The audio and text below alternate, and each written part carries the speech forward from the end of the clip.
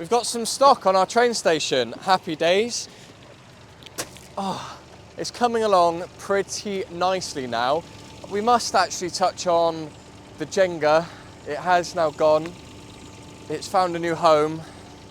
I don't know where it went actually. I didn't take it home and I've not moulded it into something, so don't panic. We've had loads more South Cerny arrive. So we're pretty much more flattening, more levelling, but I think it will all be done today. As you can see, we've actually got some stock on here. The plan tomorrow of action actually is to grab everything off the forecourt. We're going to pretty much maximise everything from here onto here. We're going to pressure wash the whole forecourt, give that a good deep clean. As you'd probably expect, we've not been able to do that for years, so that gives us a good opportunity to get that all delicious and tidy.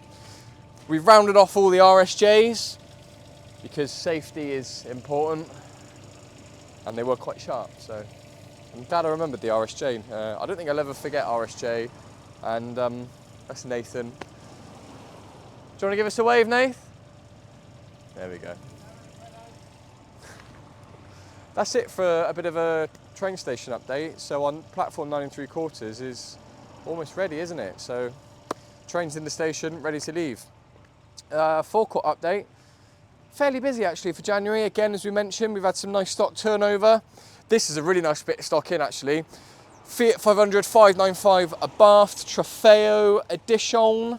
Nice colour combination. Do like the black and yellow. It is Magneti Marelli.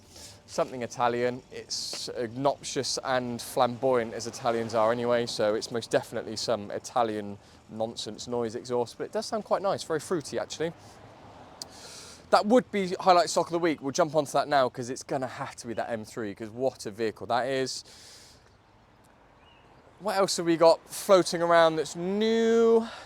A1 advertised, nice car this. Automatic, TFSI, Daytona grey, good level of spec on that. Really nice wheels, good looking car that. Oh, the Peugeot with the green wheels, that would be even bolder. With gold wheels, that's still here. So anyway, Skoda VRS, that's fresh in. Nice car this, really clean for a 12 plate. Very cheap, 7,905. It's a lot of car for the money. Good fun, these cars. It is locked. Automatic, leather, heated seats, cruise control, all the bits and bobs you need. Lovely car this. That won't be in for long. We only advertised that yesterday. I'll be surprised to know that's here on the weekend. That's it for a bit of an update on the forecourt. We're going to jump on to the M3 now. The winner is Carite!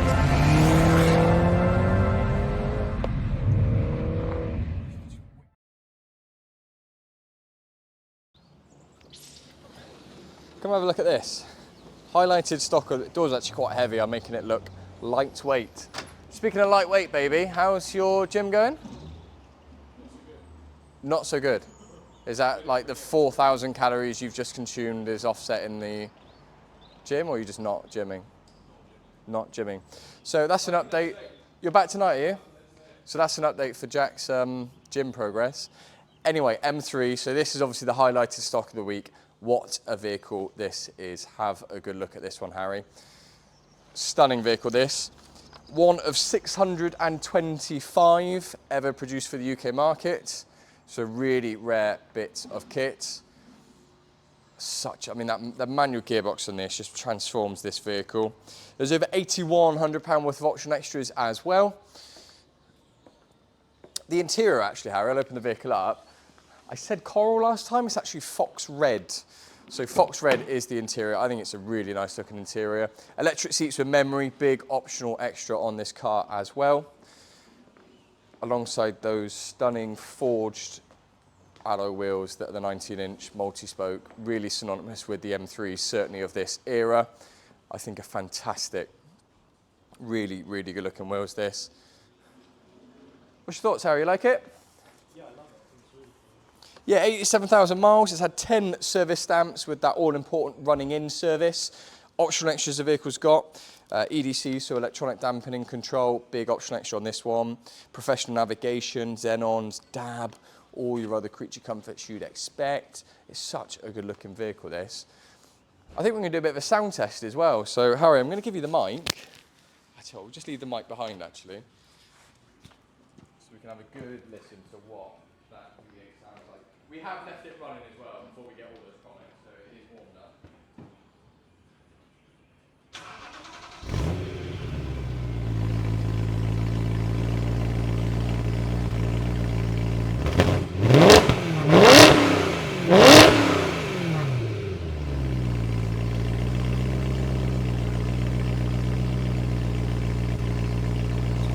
Well, there we go. That's it for our highlighted stock of the week.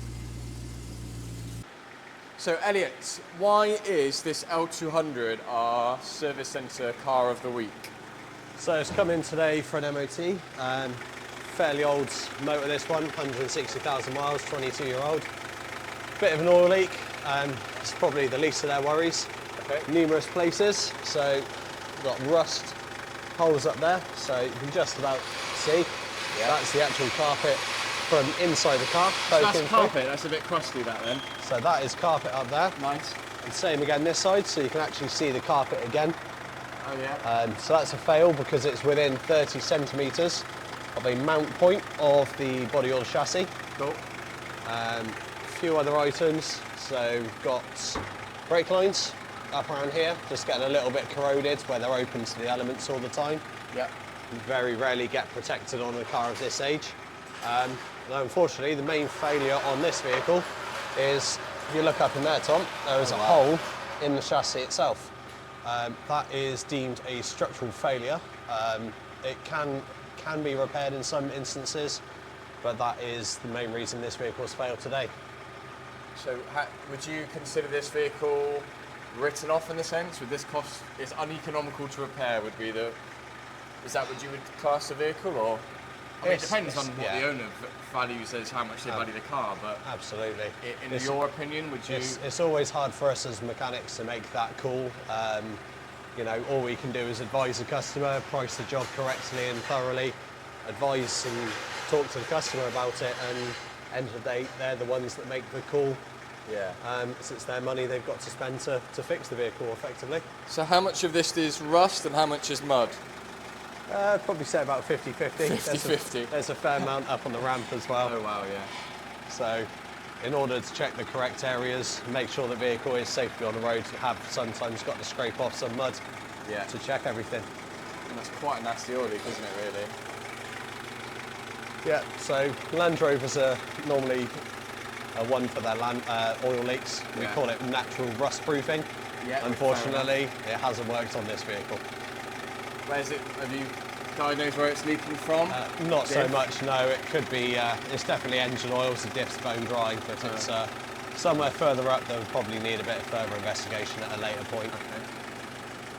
Right, and then I guess that's our highlighted service centre stock of the week. Yep, that's the one. So we're introducing a new feature to TWAC, and that is highlighted, I guess, part or tool of the week, basically. So highlighted tool of the week. This week, what have we got, Sam? So we've got a wireless electronic stethoscope, which is good for sort of testing wheel bearings on four-wheel drive vehicles, or if there's noises you can't basically find on vehicles. So you'd put one of these little radios on the thing, which is a listening device on the car, and then you sit in the car with this little receiver, and then you can go through each position on the vehicle and pinpoint where the noise is from. So it's a very handy bit of kit. How would that, just for instance, say there's a wheel bearing we can't detect. So you sort of, is like wheel bearings, would that be a good thing to use it on? Yeah, probably like four-wheel drive wheel bearings, you'd sort of cable tie it on there or somewhere out the way so you can listen into the car, and then you can go through each position and find out where the noise is coming from, which makes life so much easier. Oh, what, so you'd like run it up on ramps or spin you drive on the road. drive? Just drive on the road? Yeah. And then it would what?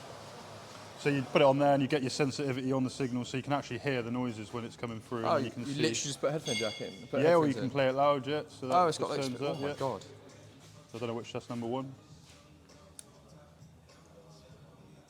So it even just picks up me tapping it on the end there. So you haven't got to do it, it would just, you'll see it on the signal. Great it is, yeah. Great bit of kit.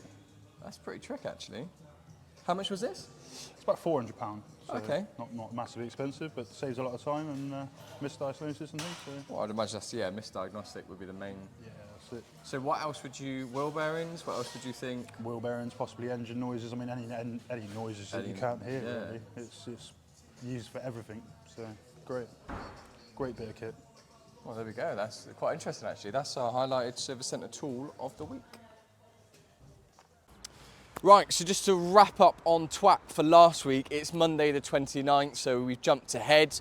We were so busy over the weekend and didn't have a chance to put anything together, edit and get TWAC live. As we can see, the last really of the train station updates, so our side forecourt, as we can see, is all up together. The only issue really is the South Cerney is still really yellow, so it's a little bit moist. There's lots of muddy and South Cerney footprints in all the cars. Obviously, once we get some heavy rain, you should sort of wash all the top layer off and that should settle down. Apart from that, it's looking really good. We've shaved off most of the corners of the RSJs. Most of them. I still think these need doing. We've mentioned the fact that we actually need to get some flags on here, because when you're moving a car, you can't quite see it, and I know exactly what's going to happen, and that's going to involve someone saying, I need a new bumper on a car. So that needs to be done. Apart from that, I think this could be one of the last updates for our train station, so I'm really sad. Are you sad, Harry? Yeah, Harry generally looks upset then.